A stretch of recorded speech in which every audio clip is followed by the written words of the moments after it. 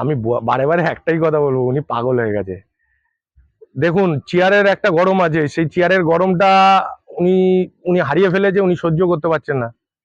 ঠিক আছে, সেই সেই জন্য উল্টোপাল্টা বকে। তালিবানি শাসন তো অর্জুন সিং করতো, এটা সবাই জানে। গুন্ডা রাজ বলতে ব্যারাকপুর শিল্পাঞ্চলে একটাই নাম উঠে আছে, সেটা হচ্ছে অর্জুন সিং। তো উনার মাথা, ওনার মস্তিষ্ক ঠিক নেই, ওনার মাথা খারাপ হয়ে গেছে, উনি এই জিনিসটাকে মেনে নিতে পারছে না করতে। সেই অশান্তিটা সৃষ্টি হচ্ছে না বলেই ওনার ঘুম হচ্ছে না রাত্রিরে। উনি তো নিজেই নিজেই বিজেপি পুরনো কর্মীকে, পুরনো নেতাকে চড় মারছেন, সেটা নিয়ে তো কোনো প্রশ্ন উঠছে না। ফলে এইসব করে তৃণমূলকে রোখা যাবে না, তৃণমূল কংগ্রেসকে রোখা যাবে না। আমরা লড়াই করতে জানি, লড়াইটা আমরা ময়দানে দিতে জানি। অর্জুন সিং কিছুক্ষণ আগে আমি একটা পোর্টালে দেখছিলাম, অর্জুন সিং একটা বাইট দিচ্ছে। তো আমি অর্জুন সিংকে একটাই কথা বলতে চাই, অর্জুন সিং এই যে যে কাজগুলো করছে, অর্জুন সিং আগে নিজের দল সামলাক। কারণ অর্জুন সিং দুদিন আগে নৈহাটিতে পুরনো এক বিজেপি কর্মীকে এক থাপ্পড় মেরেছে, সেগুলো আগে দেখুক। সেগুলো প্রকাশ্যে না এনে এই ফালতু কথাগুলো বলছে।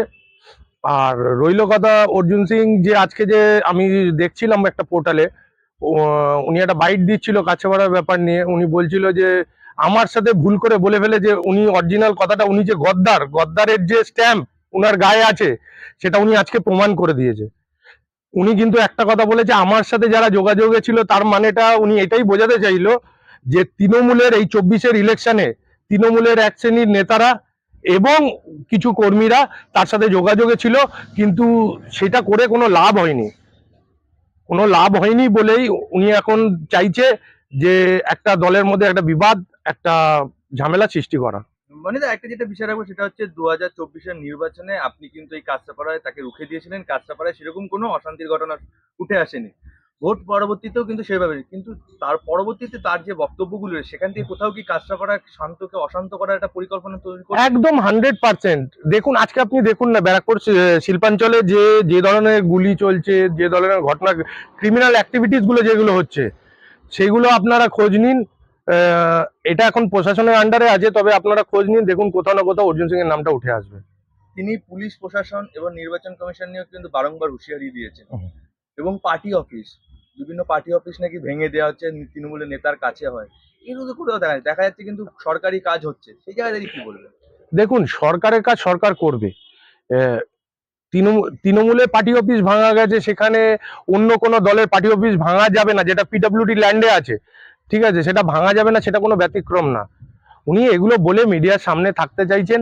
ঠিক আছে, মানুষের যেটা আমার ভাই ভাতৃপ্রতিম অরিন্দম যেটা বলছিল, যে উনি মিডিয়ার হাইলাইটে থাকতে চাইছেন, কেন মানুষ যে উনাকে পুরোপুরিভাবে প্রত্যাখ্যান করেছেন, সেটা উনি অক্ষরে অক্ষরে বুঝতে পারছেন।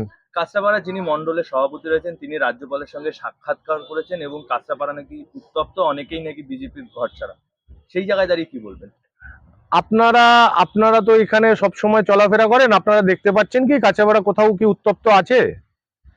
তো এইসব বলে, এইসব করে তৃণমূলকে রোখা যাবে না, তৃণমূল কংগ্রেসকে রোখা যাবে না। আমরা লড়াই করতে জানি, লড়াইটা আমরা ময়দানে দিতে জানি।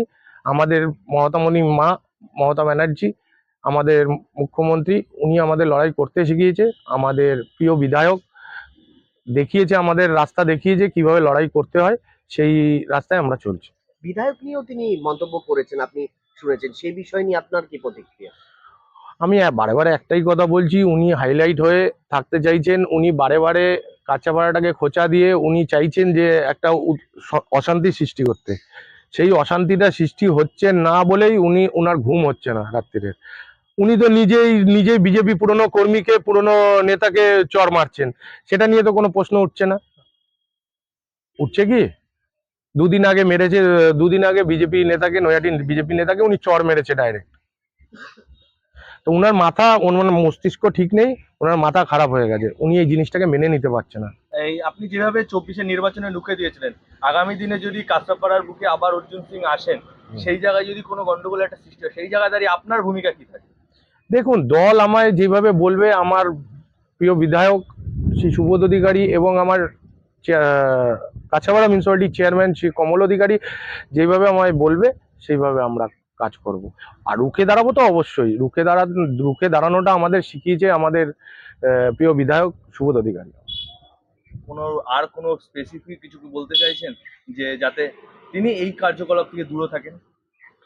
দেখুন, উনি আরো যেই যেই তৃণমূলের নেতারা ওনার সাথ দিয়েছিল এই 24-এর ইলেকশনে, পেছন থেকে ব্যাকআপ দিয়েছিল, তাদের নামটা উজ্জ্ব করে বলুক না।